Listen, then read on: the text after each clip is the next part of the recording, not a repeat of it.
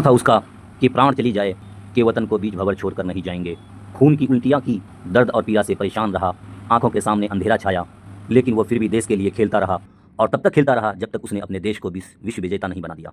अगर 21वीं सदी में भारतीय क्रिकेट की स्वर्णीय पलों का अगर जिक्र किया जाए तो 3 ऐसे लम्हे आते हैं जिसने भारतीय क्रिकेट के स्वाभिमान और उसके सपनों में 4 चांद लगा दिए थे। 13 जुलाई 2002 लॉर्ड्स के मैदान में सौरव गांगुली का टी-शर्ट उतार करके दिखाना, तो वो दृश्य तो आपको याद ही होगा। T20 विश्व कप 2007 के फाइनल में जोगिंदर शर्मा के बॉल पर श्रीसंत के द्वारा पकड़ा गया वो कैच तो याद ही होगा आपको। T20 2007 की विश्व कप की ट्रॉफी तो आपको याद ही होगी। और 2011 के विश्व कप फाइनल में श्रीलंका के खिलाफ आखिरी गेंद पर धोनी के बल्ले से निकला गया वो आखिरी सिक्स याद ही होगा आपको। और 2011 के विश्व कप की ट्रॉफी तो आपको याद ही होगा। लेकिन आज हम बात उस इतिहासी पलों की नहीं करेंगे, आज हम बात करेंगे उस इतिहासी खिलाड़ी की जिसने इस पल को इतिहास में दर्ज होने के लिए अपने जान की बाजी भी लगा दी थी, जिसने अपने हौसला पूरा दिखाया था और ये दिखाया था कि तिरंगा कोई कपड़े का नाम नहीं है, तिरंगा वो स्वाभिमान का नाम है जो कि हजारों शहीदों के खून से बना हुआ है। वतन से प्यार था उसको, वतन के लिए वो खुद को मारता रहा, वतन की मिट्टी का कर्ज था उस पर और लहू के आखिरी कतरे से भी इस कर्ज को वो उतारता रहा। नमस्कार दोस्तों, तमाम भाई को पहले तो यौम जमहूरिया की मुबारकबाद। मैं MD Anwar Indian sportsman channel में तमाम साथी का स्वागत है। आज हम बात करेंगे सिक्सर किंग युवराज सिंह की। 80 के दशक से थोड़ा सा पहले चंडीगढ़ की गलियों में 2 लड़के हमेशा दिखते थे। दोनों लड़के एक साथ पसीना बहाते थे ग्राउंड के ऊपर, दोनों एक साथ हमेशा घर से आते थे और जाते थे। दोनों का यह सपना था कि तेज गेंदबाज बनकर के भारत के लिए खेला जाए, लेकिन वक्त ने एक की ख्वाहिश को मुकम्मल कर दिया और दूसरे की ख्वाहिश अधूरी रह गई। बल्कि ये 2 लड़के कोई और नहीं, कपिल देव और युवराज सिंह थे।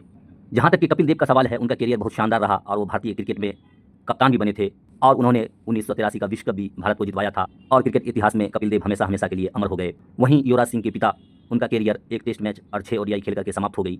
युवराज सिंह के पिता का टूटा हुआ सपना जोड़ने के लिए युवराज सिंह आए।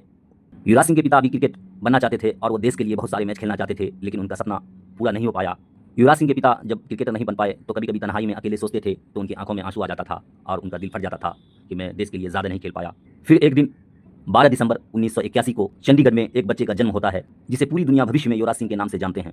वैसे तो युवराज सिंह टेनिस खेलने का बहुत शौक रखते थे और टेनिस खेल करके जब मेडल लेकर के अपने घर पहुंचे थे तो उनके पिता ने उस मेडल को कचरे में डाल दिया था और उनके पिता के चेहरे पर ना ही तो कोई खुशी थी, ना कोई आंखों में उनके कोई चमक भी नहीं था। इसलिए वो मेडल युवराज के हाथों से लेकर के कचरे के डब्बे में डाल दिया और उनके पिता बोले, जाओ मेरा सपना पूरा करो और क्रिकेट खेलो और क्रिकेट देश के लिए जाकर के खेलो। और युवराज सिंह को कहा उनके पिता ने, मेरे करीब बैठो, मैं तुम्हें बताता हूँ कहानी। उस कहानी में युवराज के पिता ने बताया कि मेरे अधूरे क्रिकेट को जाके पूरा करो और मेरा सपना पूरा करो। उस कहानी में युवराज के पिता की आंखों में अपने बेटे को क्रिकेटर बनने का सपना था और उस कहानी को सुनते सुनते युवराज सिंह के आंखों में भी आंसू आ गए। फिर युवराज सिंह ने ठान लिया कि मुझे क्रिकेटर बनना है और अपने देश के लिए बहुत नाम कमाना है। फिर इस घटना के बाद युवराज सिंह ने क्रिकेट को अपना सपना बनाकर चंडीगढ़ से निकल गए। फिर एक दिन पटियाला के ग्राउंड पर पूर्व क्रिकेटर सिद्धू ने उनके बेटे को देखा और युवराज के पिता ने सिद्धू से पूछा कि देख के बताओ कि मेरा बेटा कैसा खेलता है। फिर सिद्धू ने युवराज सिंह को कुछ देर तक बल्लेबाजी करते हुए देखा और सिद्धू ने कहा युवराज के पिता से कि आप बेकार में अपना समय बर्बाद कर रहे हो, युवराज तो क्रिकेट के लिए बना ही नहीं है। सिद्धू के द्वारा कही गई बात जो है युवराज सिंह को जब पता चला तो युवराज सिंह ने फैसला किया कि मुझे एक तूफान बनना है और तूफान बन करके दिखाना है। और फिर एक दिन ऐसा आया जो हर वक्त खाने में, पीने में, सोने में, बैठने में हमेशा युवराज सिंह को क्रिकेट ही क्रिकेट नजर आता था। फिर युवराज सिंह रणजी ट्रॉफी के रन से निकल करके फिर एक दिन मोहम्मद कैफ के कप्तानी में खेले गए विश्व कप में युवराज सिंह ने बल्ले से खूब धूम मचाया। युवराज सिंह ने इस इनिंग में सात इनिंग में बल्लेबाजी करते हुए 209 रन बनाए और 12 विकेट चटका डाले। युवराज सिंह के इस हरफन मौला खेल के कारण मैन ऑफ द मैच भी मिला और प्लेयर ऑफ द टूर्नामेंट भी मिला। भारत ने श्रीलंका को पराजय करके ये अंडर 19 विश्व कप मोहम्मद कैफ की कप्तानी में जीत गया। फिर भारतीय सेलेक्टर ने उनको देखा और उनको 3 अक्टूबर 2000 को उनको केनिया के खिलाफ खेलने का मौका मिल गया। चैंपियन ट्रॉफी में केनिया के खिलाफ उनको अपना डेब्यू करने का मौका मिल गया और अपने डेब्यू मैच में युवराज सिंह को बल्लेबाजी करने का मौका नहीं मिला। और फिर दूसरे मैच में युवराज को जब बल्लेबाजी करने का मौका मिला और दुनिया की सबसे दिग्गज टीम और दिग्गज गेंदबाज को पसीने छुड़ा दिए और वो दिग्गज टीम ऑस्ट्रेलिया थी।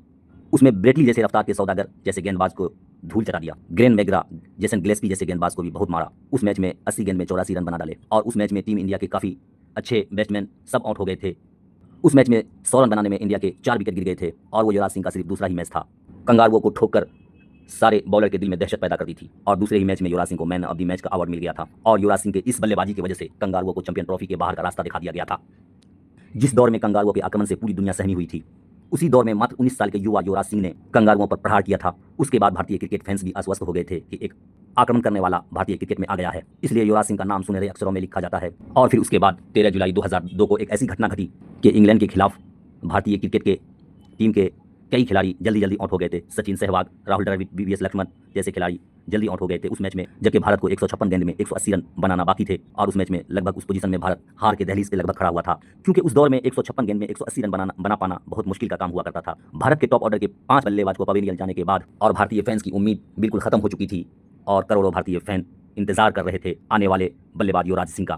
उसके बाद युवराज सिंह आते हैं और इस गंभीर परिस्थिति में अपने बैटिंग को संभालते हुए युवराज सिंह आते हैं और 63 गेंद में 69 रन की शानदार पारी खेलकर भारत को जीत के नजदीक पहुंचा दिया। उसके बाद मोहम्मद कैफ ने 75 गेंद में 87 रन बना करके भारत को जीत की दहलीज पार करवा दिया। इन दोनों बल्लेबाज ने 356 रन का स्कोर का पीछा करते हुए भारत का तिरंगा को ऊपर उठा दिया और भारत के विजय की दहलीज पर ले जाकर के खड़ा कर दिया। और उस मैच को हमेशा याद किया जाता है।